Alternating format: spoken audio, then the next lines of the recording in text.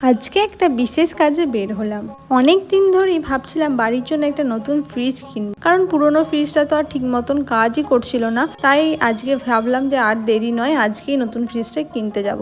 তাই সকাল সকাল রেডি হয়ে বেরিয়ে পড়েছি, আর ওখানে গিয়ে একটু টিফিন করে নিলাম। দোকানে যাওয়ার সময় মনে হচ্ছে যে বাজেটের মধ্যে একটা ভালো ফ্রিজ হয়ে গেলেই হবে, কিন্তু দোকানে যাওয়ার পর বুঝলাম যে না, ব্যাপারটা এতটা সহজ নয়। এখানে এত রকমের ফ্রিজ, ছোট বড়, ডবল ডোর, সিঙ্গেল ডোর, কত রকম সাইজের, যেটা কোনটা ছেড়ে কোনটা নেব বুঝতেই পারছিলাম না। তারপর এক এক করে ফ্রিজগুলো দেখতে শুরু করলাম। প্রথমে দেখলাম সাইজটা আমাদের জন্য ঠিক আছে কিনা, কারণ ফ্রিজটা দেখতে সুন্দর হলেই তো আর হবে না, সেটা বাড়ির জন্য মানানসই হতে হবে।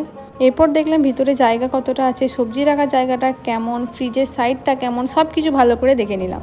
এই আনন্দমেলাতে প্রচুর রকমের ফ্রিজ আছে, প্রত্যেকটারই ফিচার আলাদা। কেউ বলছে এটা বেশি সাশ্রয়ী, কেউ বলছে ওটা কুলিং পাওয়ার ভালো। সবকিছু শুনে শেষ পর্যন্ত যেটা আমাদের বাজেটের মধ্যে আসলো সেটাই নেওয়ার সিদ্ধান্ত নিয়েছি।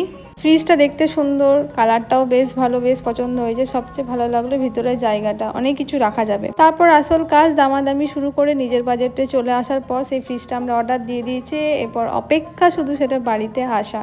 বলেছে সন্ধ্যেবেলার মধ্যে ডেলিভারি চলে যাবে, তাই একদম রিল্যাক্সে একটু লস্যি খেয়ে মাথা ঠান্ডা করে নানা রকম ফ্রিজ দেখে এখন যাব আমরা বাড়ি।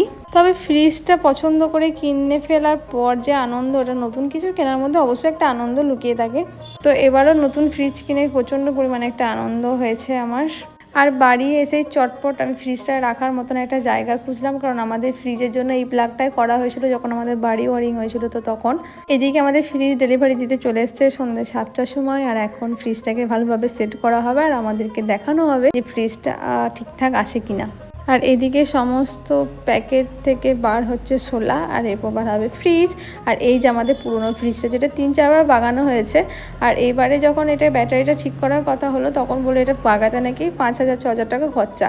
আর ঠিক আছে, অত খরচা করে আর লাভ নেই, পুরোনো ফ্রিজ, এবার একটা নতুন নেওয়াই যেতে পারে। ওই ফ্রিজটা অনেক বছর হয়ে গেল, প্রায় 15-17 বছর হয়েই যাবে।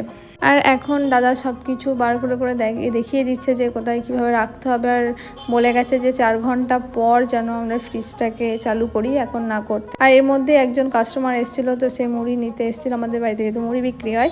তো মুড়িটা দাদা দিয়ে দিল, কারণ বাড়িতে মা ছিল না, আর মা এসে সারপ্রাইজ হয়ে যাবে। আর এই যে আমার সেলাই মেশিন। তো চলুন, আজকে ফ্রিজ আসার আনন্দে দাদা আমাদেরকে খাওয়াচ্ছে হচ্ছে চাউমিন।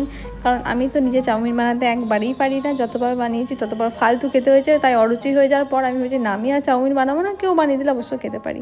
বাই দ্য ওয়ে, আজকের ব্লগটা আপনাদের কেমন লাগলো অবশ্যই কিন্তু কমেন্ট করে জানাবেন। দেখা হচ্ছে আবার একটা নেক্সট ব্লগে।